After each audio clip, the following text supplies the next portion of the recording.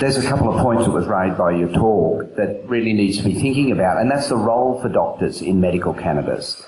Now, medical cannabis pharmacologically is different than every other allopathic drug because it has zero toxicity at the organ level and zero potential for fatal outcomes with overdose. So by definition, it's immeasurably safer than aspirin or paracetamol. In fact, in pharmacological terms, cannabis is safer than water because you measure these things by what we call the LD50. That means the usual dose, say a litre of water, if you have 5 or 10 litres, you may get brain swelling and die. But with cannabis, the LD50 hasn't been determined in humans. In rats, it's been estimated at 40,000. And it's a number that's just unheard of in therapeutic safety. Aspirin, for instance, is about 10 or 20. Paracetamol, the same. Iron tablets, about the same. So they rarely get more than 100 and you're already dead. But 40,000 is only on an estimate. So there's no toxicity. So it brings into question the role of these doctors. And now I don't want to be bashing the profession that kicked me out because I'm very lucky I was kicked out and I have no intention of reapplying because the people running the doctor's profession, right, and I'll say that it's the pharmaceutical companies. It's not an independent scientific group. It's supported by the AMA, a right-wing bunch of retards, and the medical council, the one that I know in New South Wales, are just a little bit short of criminal, if not fully criminal. What they've done in, no, seriously, I'm not scoring points here. What they've done in New South Wales, at least when I was deregistered, they had to go through a process, and the process took 12 months. The first thing they do, they deem you to be impaired. This is the way they operate. So they say, oh, Katelaris was on the radio saying we should give pot to kids. He must be disordered in his thoughts. So then you're deemed to be an impaired practitioner. That's in there with the alcoholics and the pedophiles and all the other sort of the riffraff. So that puts you in the deemed impaired category, and therefore they can put conditions on your practice. They can say you can't have solo general practice, you can't prescribe this, or you can't see these sorts of people. And then as soon as you breach one of the conditions, you're in their disciplinary stream, and the inevitable outcome is deregistration. So why should these people actually have anything to do with this health bonanza? That's what I say, right? They're bloody thieves and they're uncaring, and they're profligate use of the things they've had in the past, like the antibiotics. Oh, but the patients wanted the antibiotics. These people, if they're educated, should know better than that.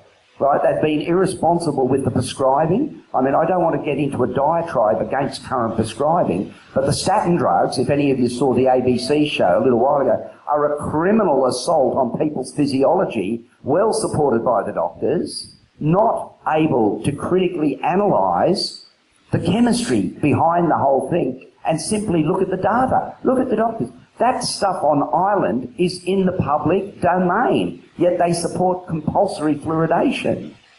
They know about flu that's not actually being proven to actually make an impact on your health, but they're pushing it because they're financially advantaged by that.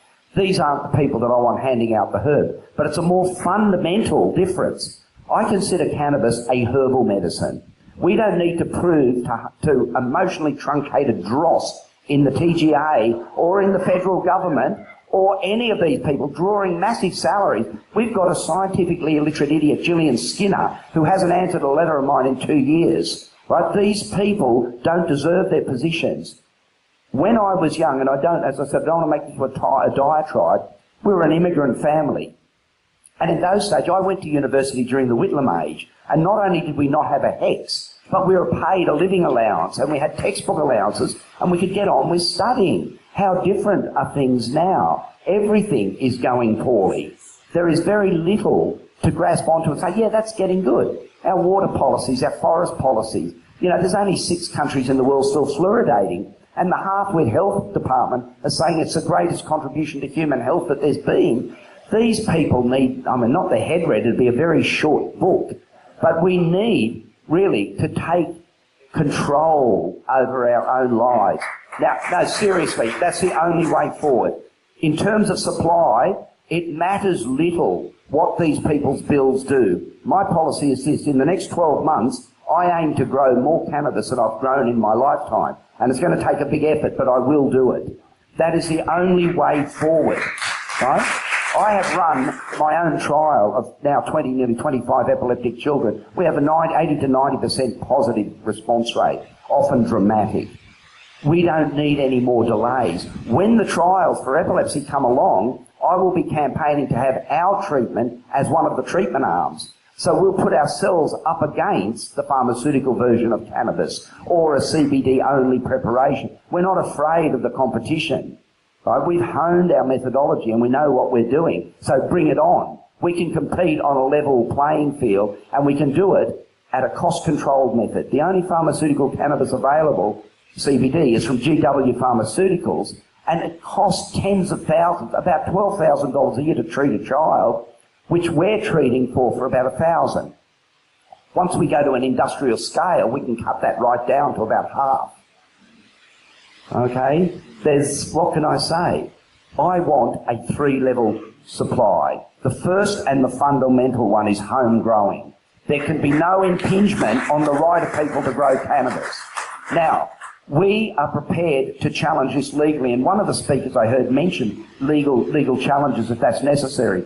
We're prepared for a necessity defence. Any court in the land, when it's properly presented, can see that the treatment of Dravet syndrome or Lennox-Gastaut syndrome or the whole dozens of these hideous epileptic syndromes we're clearly better than any other, and there is no alternative faced with a lethal disease than treating with a safe herbal medicine. And I feel very little doubt that I can find 12 average Australians on a jury to agree with me. And that'll be the beginning of the end of their prohibition, no matter what the legislation is. I, for one, won't be applying for a growing licence. I have a growing licence. It was given to me by the natural world, right? That's the way I see it. You either take command of your own health, you take control of your family's health. We really have to start addressing our lifestyles or we're not going to have much of a future. You'll be under the deep X-ray beam or on the chemo IV line or something like that. They have done an atrocious job of looking after this planet. It appears to me there's a conscious effort to degrade the whole environment. It's not even as if you're making random mistakes. There appears to be an ordered series of wrong decisions in terms of where we get our energy from, how we source our fibre. And this is getting inescapable, that we're being led to do. For what purpose, I really don't know. And the only way out, we're going the wrong way, have some courage, turn the course, stand up and speak up. Simon Garfunkel said it a long time ago, fools, they say I do not know, silence like a cancer grows. The silence has brought on this cancer epidemic. Supermarkets full of poisonous foods, sugar pushed on us by huge corporations, mind-bending brainwashing of our children for McDonald's and all the rest of it, right? It has to end. Enough. A line in the sand. It's interesting. I'll give you a little historic anecdote and end. The Greeks, I don't know if people know the history of the Second World War, but Hitler had delegated Mussolini to actually invade Greece. He says, you can deal with the Greeks, there's only 10 million of them. So Mussolini sent in these big armies from the north, and General Grievous actually counterattacked and not only pushed them back to the borders, but pushed them back much beyond the borders. And the Germans actually had to commit heavy mechanised forces, to take back the stuff that had been lost to the Italians.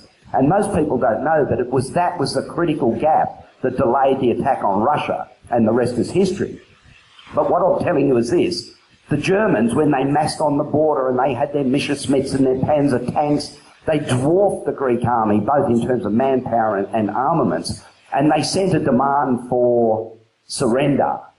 And this demand for surrender was presented to the Greek Prime Minister. And the story is that he wrote Orchi, that means no, right across the letter and gave it back without even reading it.